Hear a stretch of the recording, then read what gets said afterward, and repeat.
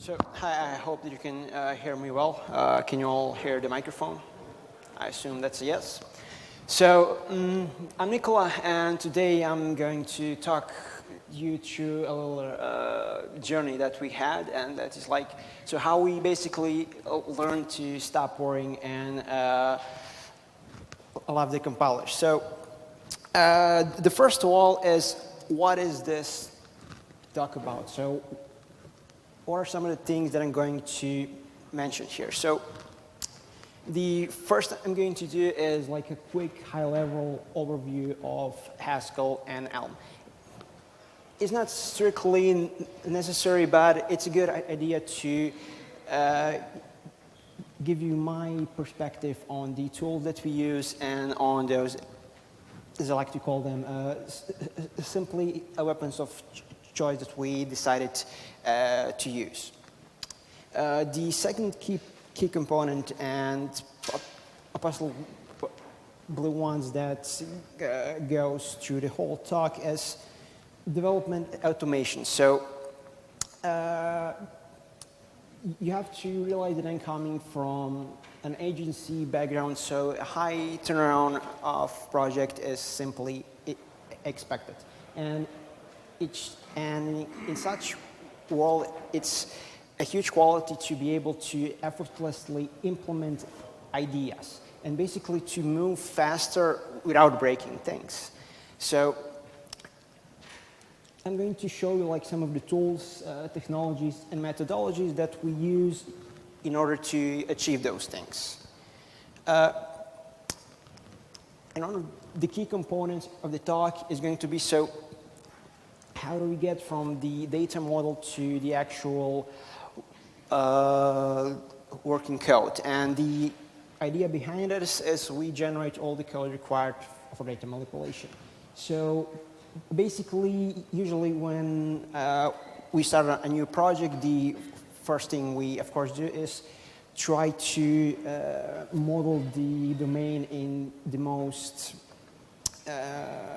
correct way possible. And when we have the domain, we simply use the tools that we have to generate all the functionality that we need to manipulate the data inside the data model. But why stop there? So one of the things that we do is, as we specialize in single-page applications, we generate the whole communication layer with Elm, which means that when you define your data model in SQL, for example, not only do you get the Haskell types for free, you actually get the Elm type for free and whole communication layer. And like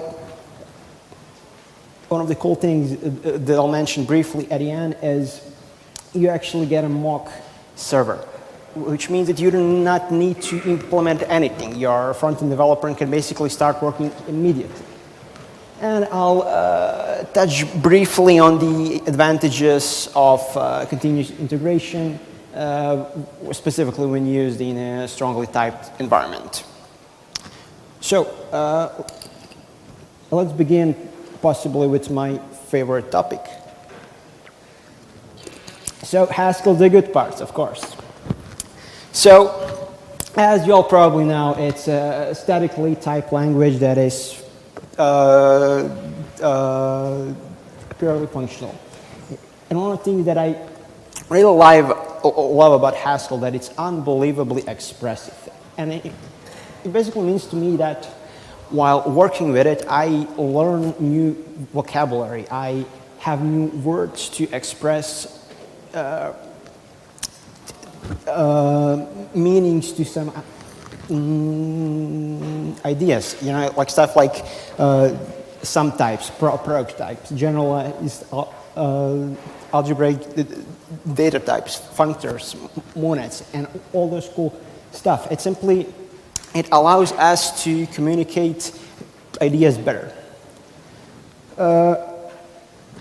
And one of the things that I love about Haskell, and I think that the Artisan is perhaps the best word here, simply because some libraries are extremely good. Like I have mentioned like a quick check in my introductory slide, and I'll probably mention it again, but it's basically a library for random testing of program properties. In practice, it means that when you have like a block of code, in some comments, you write some properties that you want this block of code to satisfy, and then quick check, it actually generates like a tons of random samples and tries to find where your program breaks.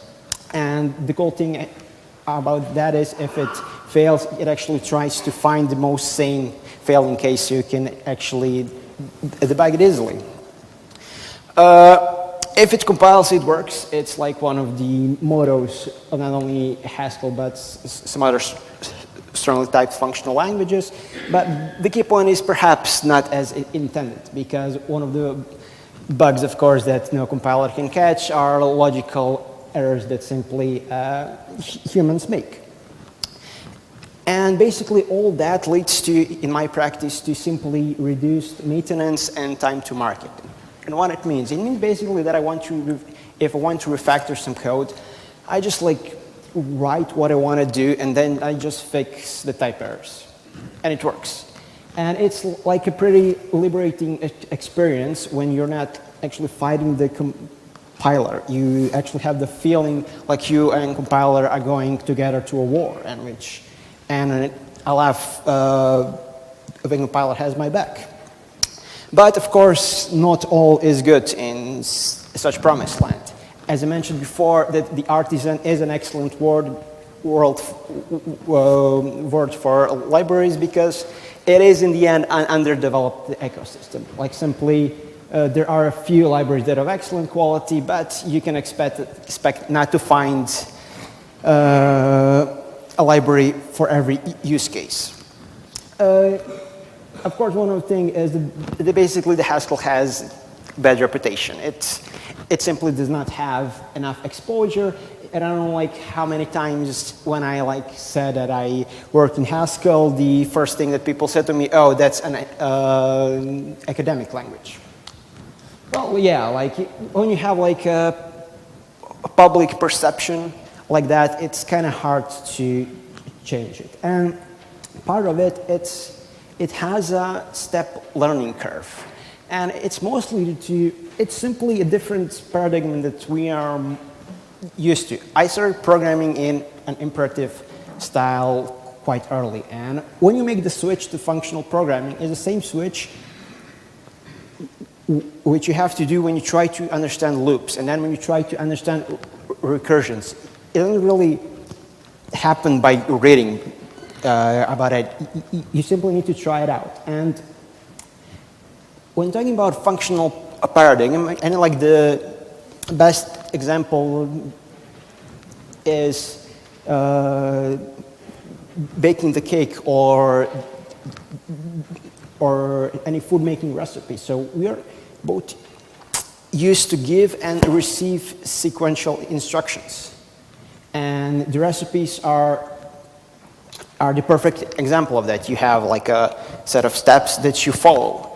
I challenge the audience to write a recipe for your favorite food in a functional way. You might be able to do it, but I sincerely doubt that it will be easier than just writing a sequence of steps. And Monad tutorials. Like, there is a journey in every Haskell programmer that when he understands tutorials, monads, he thinks, well, no one has explained them well to me. I now know monads, and I will share the knowledge to the world. It's not how that works, basically, and I truly believe that you should be able to be productive in Haskell without a knowledge of monads. I think that it's something that should come completely naturally, and when you actually feel the need to use such a complexity, then you should use it, not before. And it's kind of hard to predict formants. It's like a combination of garbage collection with a lazy language. I kind of have a love-hate relationship with it, because laziness can really sometimes be extremely useful, but in general, it has bite you at the end. So, and the second key component is basically Elm. So it's a functional programming with a front end focus. So I used to be front-end developer in my previous life. And after using like a few front-end frameworks, I was intrigued by the concept of Elm. And most notably, reliable web apps without runtime exceptions. It basically didn't seem possible to me at the time. Like, how can you even like claim something like that in a browser that'll simply have a program without runtime exceptions? And it doesn't even matter really, because time traveling debugger is the actual feature that sold me to the Elm. So for those of you who are not familiar with the Elm's time traveling debugger, it basically, you have like a state of your model on the right side, and you have all the actions that have happened in your application. And basically, you can just click on them and see how your model has evolved through those actions. It makes an excellent feedback loop for the development, and it's fun to work with. And it has an amazing package manager, you know, like a package manager that I can trust, you know, that it will actually download the correct libraries and not inject some random code from left padding or add or something like that. And the tooling is simply excellent, like the IDE integration, code completion, and the Elm format tool, which is quite similar to the Go format. They simply do the job. And what I like the most about Elm is its compiler. So sometimes in Haskell and in Rust especially, I tend to battle with the compiler. So I'm like, get sometimes frustrated because I'm not sure what I have to do. Elm has solved that problem brilliantly. So not only does the compiler give you an actual easy messages for you to understand, like most of them, in addition, you have like the hints section at the end. And the compiler actually guides you not only what the errors are, but how to fix them. It's an excellent thing. And Diani a directional data flow, which was popularized by the UREC team and the Flux architecture, is basically the center of the Elm. So you have a unidirectional data flow, so you know exactly how your data is going. You have a time-traveling debugger to check how your data is flowing in every step. And you have a guarantee that you won't have runtime exceptions. Well, it seems too good to be true. Well, yes, it probably is. So the problem with Elm, of course, me coming from a Haskell perspective, it has a very limited type system. So it has no type classes or higher kind of types. It especially problematic is when you have to work with dictionaries, for example, because the keys can be something that is comparable, and comparables are only 3 or 4 primitives in Elm, so you cannot like create your own type, which is going to be key in a dictionary. The other problem is limited interoperability with existing JavaScript ecosystem. The Elm does provide you a way both to send the messages to the JavaScript world and to receive them back. But the problem is that most of the or actually some of the JavaScript libraries depend on aggressive DOM manipulation.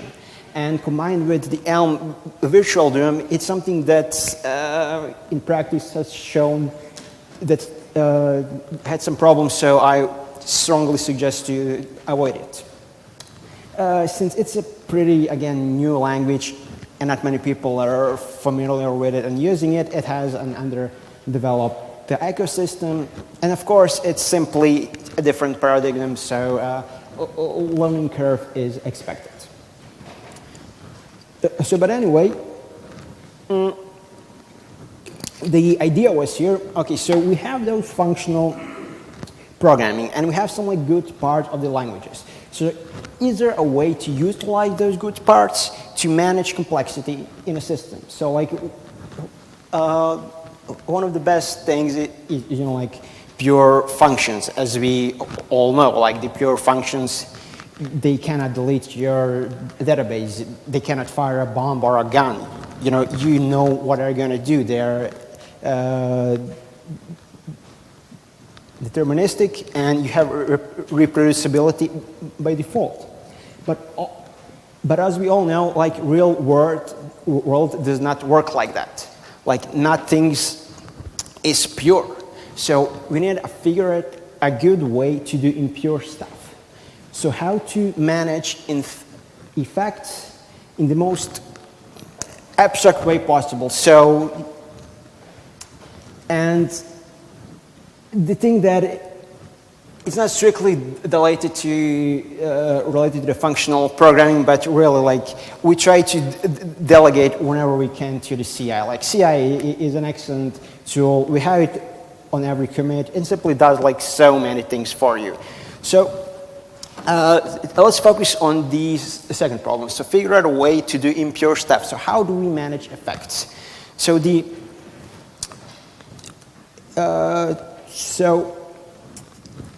I'll show you here a simple effect. It's a simple effect system. It allows you to manage effects in your code. And you can think of as effect in the most abstract way possible. It can be basically anything. It can be like a login, database access, networking, email, errors, templating, or whatever you like. Because when you write a pure function, you do not have access to those. And what we wanted to do is manage those effects on a type level. So I do not want to worry about in runtime what is happening. I want to detect that on a compile time, and I want the compile to do it for me. And it's basically, if you're familiar, it's an abstraction of monad transformers. So just a quick digression. The problem is when you have like a ton of these monads basically in a monad transformer stack, and you want to create your own, you basically have to define how your monad works with each transformer in those stack. It's simply not practical to work like that. So now I'm going to show you like some Haskell code, so don't be afraid, please. So the effects basically here are conveniently defined in function signature. So here I exactly know what my autocomplete search is going to do. So it's, of course, it's going to log some stuff.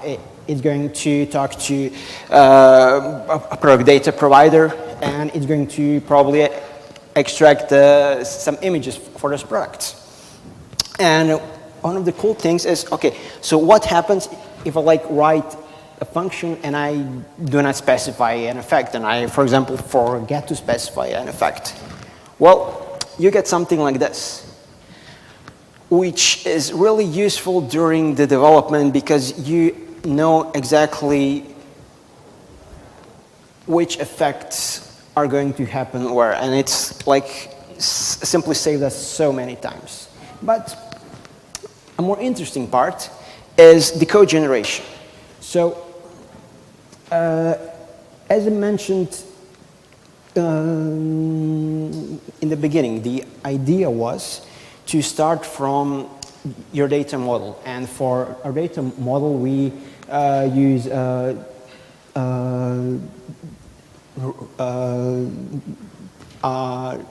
relational model. So the idea is to write an SQL scheme for a database and to actually auto-generate a code that is going to be able to manipulate the data. So one of the first thing we did is like have a compiler that basically reads your SQL statements that you have, and it creates a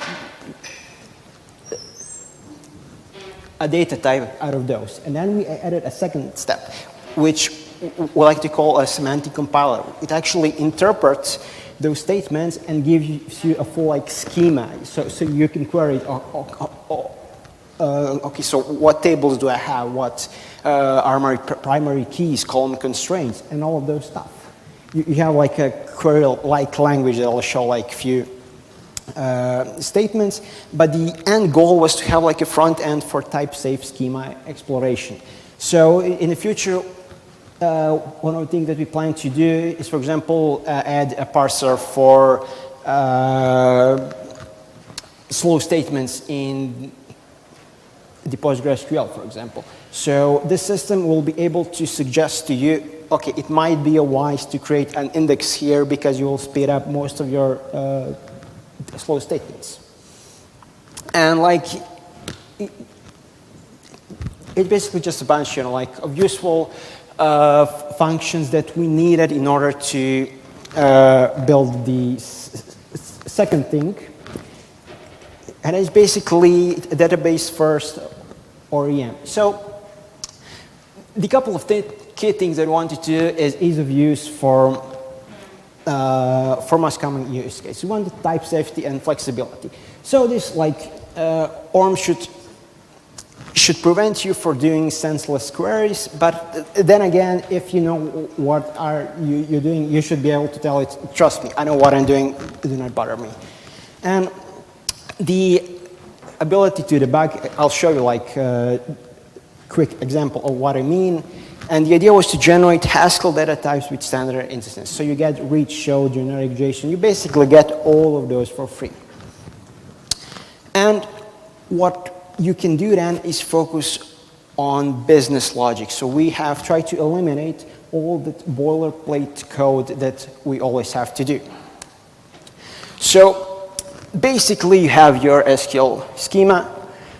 This is our model in every project. It's just a single line where we, like import everything. The cool thing is this actually adds the compile time dependency to the SQL file, so it is rebuilt every time during the compile time. And this, for example, an example usage of inserting a new row in a table. Again, if you miss something, for example, here the name is not specified, you get in an IDE, so it's an interactive development. I actually get an error that I have forgot to do that, which is quite cool. Well, then we went a step further. So what else can be automated? And we figured out, okay, so since we are using Elm, and Elm is steadily type language too, well, it would make sense to generate all the Elm times 2 and all the communication. So there are some problems because sometimes, for example, you don't want to forward all the data to the Elm, for example, the password. So we have a way, a type-safe way to avoid that too. And one of the cool things about a quick check is it has an arbitrary instance. It only means it can provide you for a certain type an arbitrary instance of it. And we specifically use that when we create mock servers. So we have all the data types, we defined all our endpoints, and before we even have the functionality, we can actually give it someone to play around and to start working on some front end. It's a fully functional server, basically. We scaffold a mock server. And the cool thing is, when you have all that combined, all this process in a continuous integration, which is running on every commit, you actually feel pretty comfortable with the whole process. Like, many times I fixed the issues on my mobile phone because I know like the compiler will simply check them for me, and if something goes wrong, the pipeline will fail, and I'll take a closer look at it. And special mention here goes to end-to-end testing with Cypress. I don't know if you have heard. For Cypress, it's a kind of a new tool that we started using a couple of months ago. It has replaced Selenium, and I would definitely recommend it for everyone who is still using Selenium to try it out. Since my time is perfectly out, I would like to thank you for listening, and if anyone has any questions, I will gladly answer them now.